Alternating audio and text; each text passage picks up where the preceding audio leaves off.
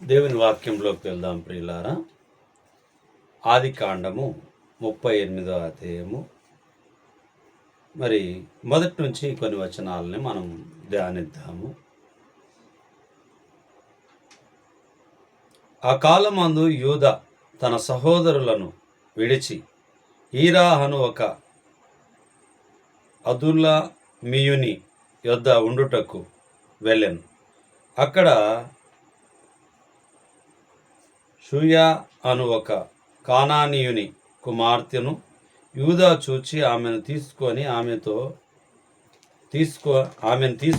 ఆమెతో పోయెను.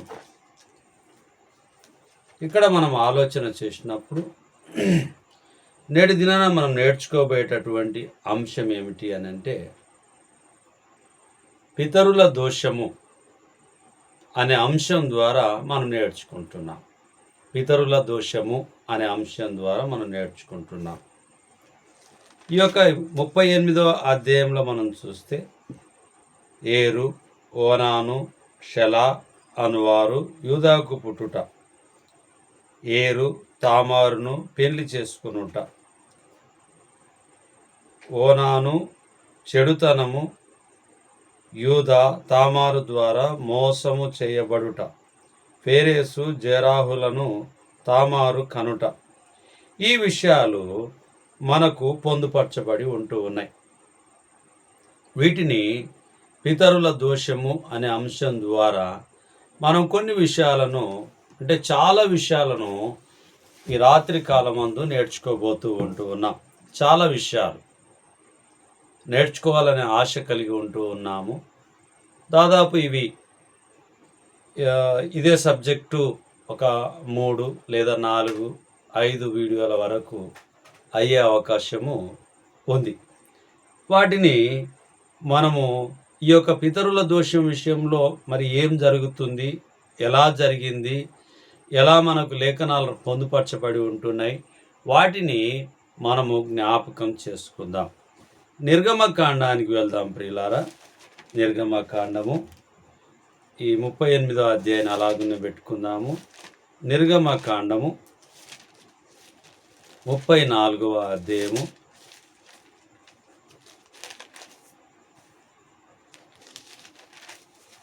నిర్గమకాండం 34వ అధ్యాయం 7వ వచనాన్ని చూద్దాం.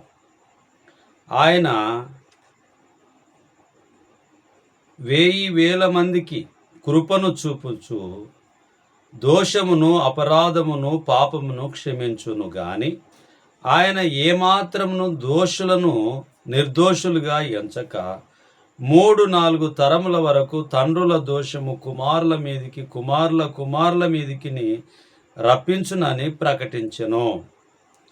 క్షమించడానికి దేవుడు గొప్ప ఆలోచన కలిగి ఉంటూ ఉన్నాడు.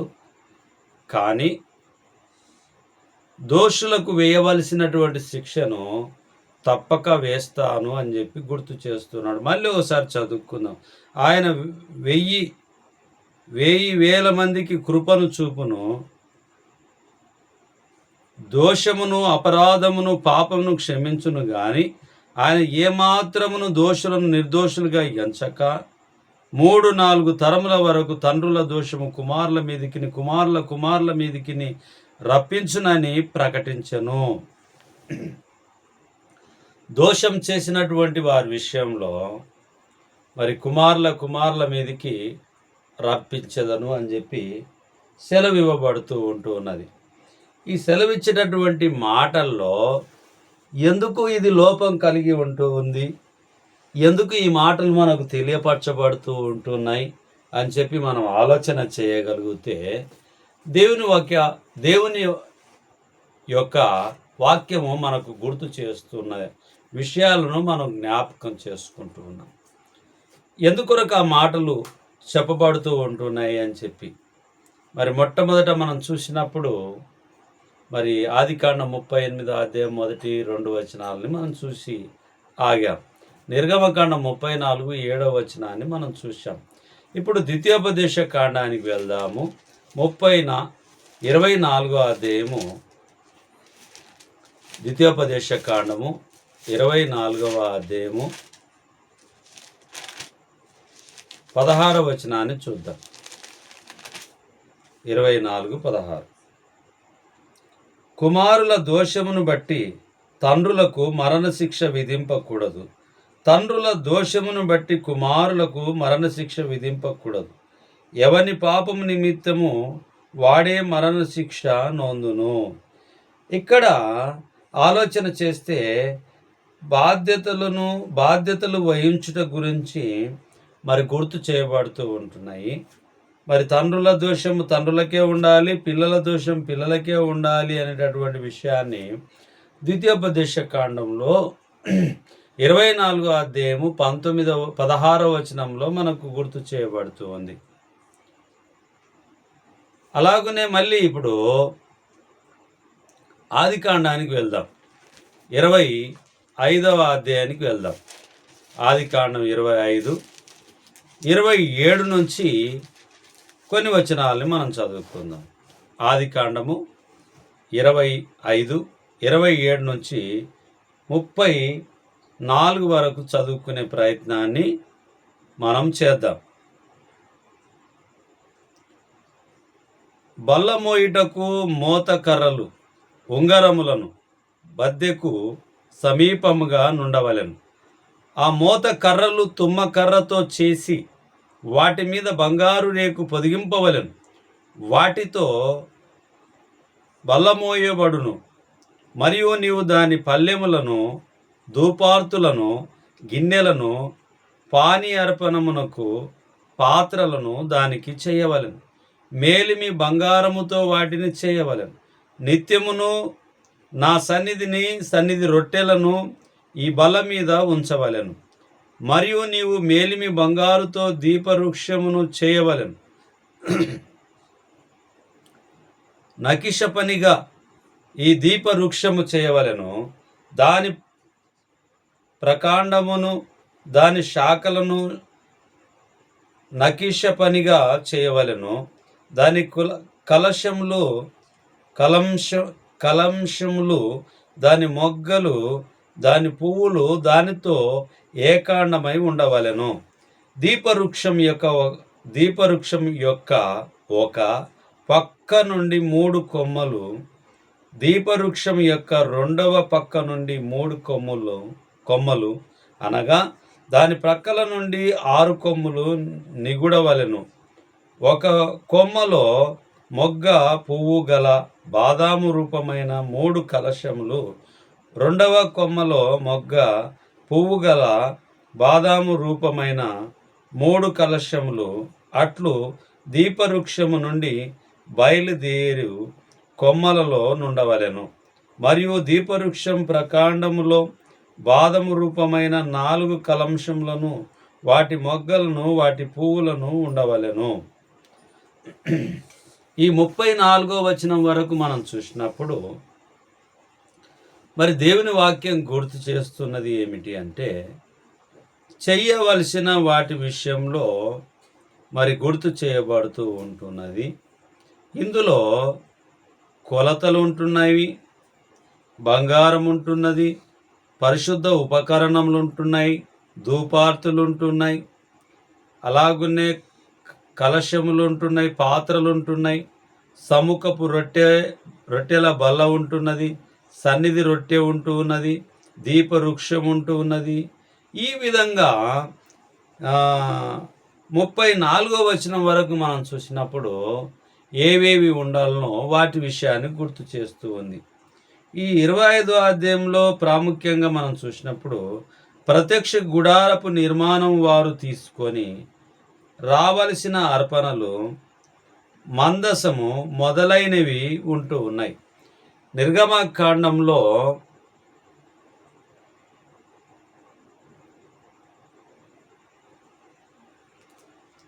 క్షమించండి,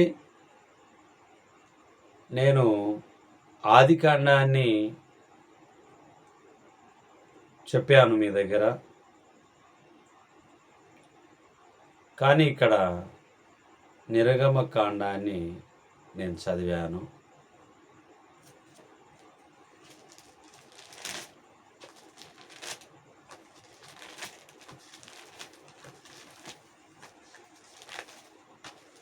మళ్ళీ వాటిని చూద్దాం ప్రియులారా, ప్రయత్నం చేద్దాము.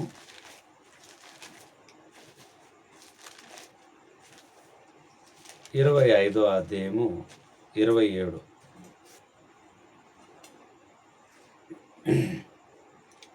ఆ చిన్నవారు ఎదిగినప్పుడు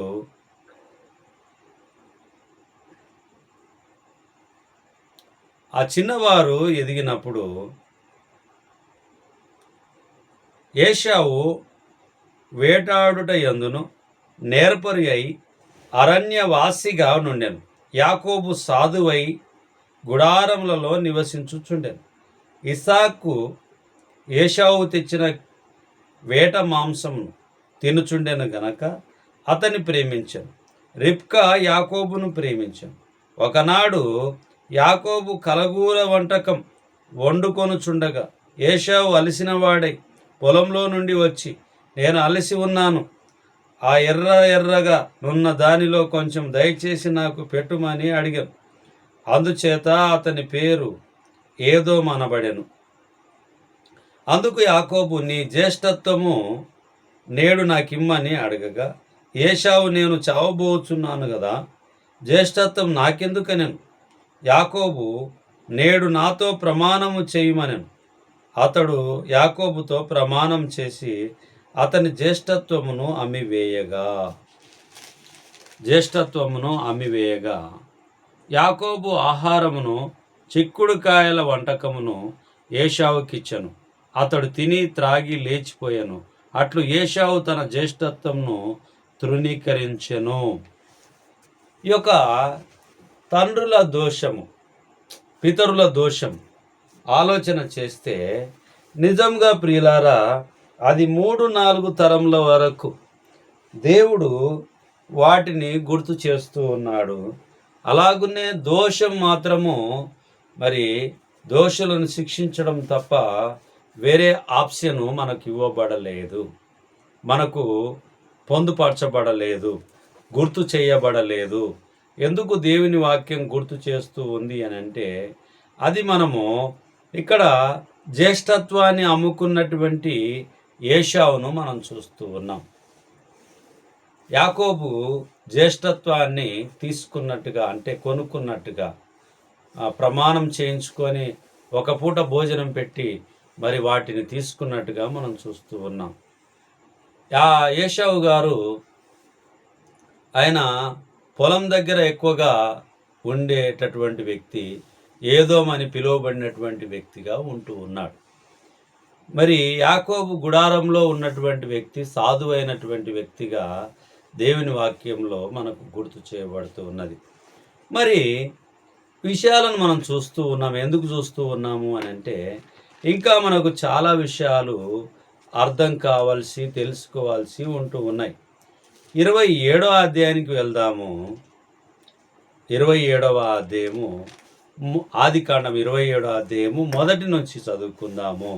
దాదాపు ఇక్కడ మనము 40 వచనాల వరకు, ఆదికాండము 1 నుంచి 40 వచనాల వరకు చదివితే వీటి యొక్క భావం ఉంటున్నది.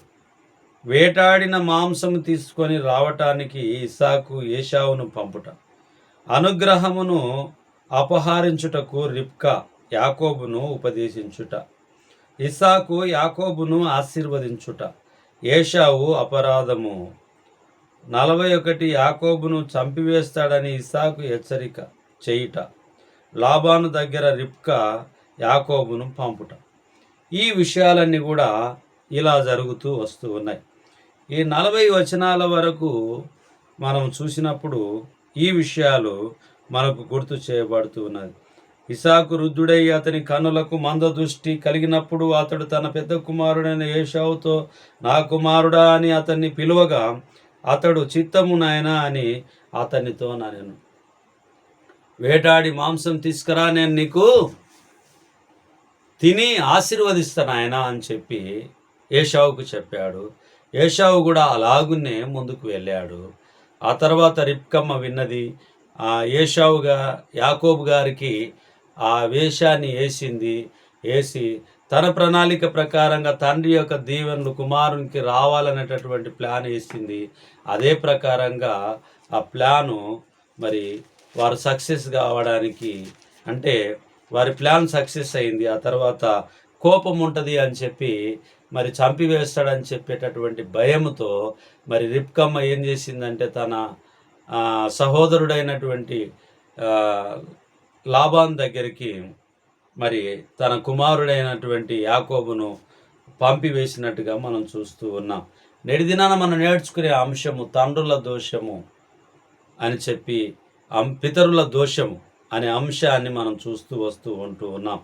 ఇందులో మరి పితరుల దోషము ఏ విధంగా అని చెప్పినప్పుడు ఒక్కొక్కటిగా మనకు అర్థమవుతూ వస్తుంది లేఖనాలు మనం చూస్తూ ఉన్నప్పుడు. మరి 29వ అధ్యాయం ఆదికాండము 21వ వచనాన్ని మనం చూసినప్పుడు 29వ అధ్యాయం ఆదికాండం 21. తర్వాత యాకోబు, నా దినములు సంపూర్ణమైనవి గనక నేను నా భార్య యొద్దకు పోవునట్లు ఆమె నాకిమ్మని లాబాను అడగగా, లాబాను ఆ స్థలంలో ఉన్న మనుషులందరినీ పోగు చేసి విందు చేయించి రాత్రి వేళ తన కుమార్తె అయిన లేయను అతని యొద్దకు తీసుకొని పోగా యాకోబు ఆమెను కూడెను. ఇక్కడ రాహేలును ప్రేమించినటువంటి యాకోబు, మరి యాకోబుకు లాబాను గారు మరి పెద్ద కుమార్తెను లేయాను ఇచ్చి పెళ్లి చేశారు. అంటే దీని అర్థం ఏమిటి అని అంటే, యాకోబు మోసగానిగా ఉంటూ ఉన్నాడు, అదే మోసము యాకోబుకు జరుగుతూ వస్తూ ఉన్నది. రాహేలును ఆయన ప్రేమించాడు, కానీ లేయాను లాబాను గారు ఇచ్చారు. లేయాను ఇవ్వడం ద్వారా ఆ తర్వాత చూసిన తర్వాత తాను ఏమిటి, నేను ప్రేమించింది రాహేలును కదా, మీరు ఎందుకు ఇలా నాకు చేశారు అని చెప్పి అడిగినప్పుడు, యాకోబు గారు అడిగినప్పుడు లాబాను గారు చెప్పినటువంటి మాట ఏమిటంటే, ఎవరైనా పెద్ద కుమార్తెను పెళ్లి చేయకుండా చిన్న కుమార్తెను ఇవ్వరు అని చెప్పి సెలవిచ్చారు. ఒకవేళ రాహేలును పెళ్లి చేసుకోవాలంటే మరి నేనేం చేయాలి అని అంటే, మళ్ళీ నువ్వు గాసానికి పూనుకోవాలి. అంటే మోసగించేటటువంటి ఆలోచన నాలో ఉండని, మనలో ఉండని, ఎవరిలో ఉండని భూమి మీద తప్పకుండా మళ్ళీ మనకు అది రిటర్న్ అవుతుంది అని చెప్పి, పితరుల దోషం తప్పకుండా మనకు రిటర్న్ అవుతుంది అని చెప్పి గుర్తు చేయబడుతూ ఉన్నది. అంటే తన దోషము తనకే వర్తించింది, తన మోసం తనకే వర్తించింది అనేటటువంటిది గుర్తు చేయబడుతూ ఉంది. అలాగనే మనము ఈ 29లో చూసినప్పుడు, 29వ అధ్యాయాన్ని చూసినప్పుడు, హారాన్లో బావి దగ్గరకు యాకోబు చేరుట, రాహేలును చూచుట, లాబాను యాకోబునకు అతిథి సత్కారం చేయుట, రాహేలు కోసము యాకోబు ఒడంబడిక చేయుట, లేయానిచ్చి యాకోబును మోసపుచ్చుట, నూతన ఒడంబడిక చేసి రాహేలును ఇచ్చుట, లేయా, రూబేను, షిమ్యోను, లేవి, యూదా అను వారికి జన్మనిచ్చుట జరిగింది. ఇక్కడ మోసంతో ఉన్నటువంటి యాకోబుకు మళ్ళీ మోసము జరిగింది అనేటటువంటిది గుర్తు చేయబడుతూ ఉంటున్నది. 30వ అధ్యాయానికి వెళ్దాం. ఆదికాండం 30వ అధ్యాయం 24వ వచనానికి వెళ్దాం ప్రియులారా. మరియు ఆమె, యెహోవా మరి ఒక కుమారుని నాకు దయచేయునుగాక అనుకొని అతనికి యోసేపు అను పేరు పెట్టాను. 22 నుంచి, దేవుడు రాహేలును జ్ఞాపకం చేసుకొని ఆమె మనవి విని ఆమె గర్భము తెరిచాను. అప్పుడు ఆమె గర్భవతి అయి కుమారుని కని దేవుడు నా నింద తొలగించను అనుకొనేను. మరియు ఆమె, యెహోవా మరి ఒక కుమారుని నాకు దయచేయునుగాక అనుకొని అతనికి యోసేపు అను పేరు పెట్టాను. రాహేలు యోసేపును కనిన తర్వాత, యాకోబు లాబానుతో నన్ను పంపివేయుము, నా చోటికి నా దేశంకు వెళ్ళేదాం. ఇక్కడ ఈ యొక్క 30వ అధ్యాయాన్ని మనం చూసినప్పుడు ఈ ప్రాముఖ్యమైనటువంటి స్టోరీని, అంటే ఆ యొక్క నిజాన్ని మనం చూసినప్పుడు రాహేలు గొడ్రాలు కావున ఆమె దుఃఖించెను. బిలహ అనే రాహేలు దాసి దాను నప్తాలి అను వారిని ప్రసవించుట, లేయా యొక్క దాసి అయిన జిల్ఫాగాదు అషేర్ అను వారిని ప్రసవించుట, లేయా మరలా ఇస్సాకారు జెబులూను దీనా అను వారిని ప్రసవించుట, రాహేలు యోసేపును ప్రసవించుట, లాబానుతో యాకోబు కొత్త ఒడంబడిక చేయుట, ధనవంతుడగుటకు యాకోబు చేసిన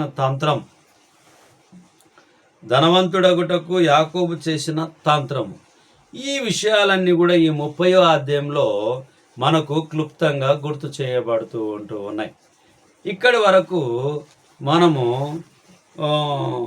ఒక 20 నిమిషాలు మనము వాక్యాన్ని బోధించుకోగలిగాం.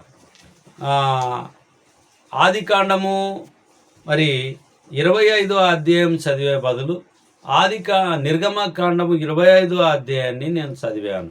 దయచేసి ఆ యొక్క భాగం వచ్చినప్పుడు మీరు గుర్తుపెట్టుకొని మరి ఆదికాండంలోకి వెళ్ళాల్సిందిగా ప్రభునామమున మనవి.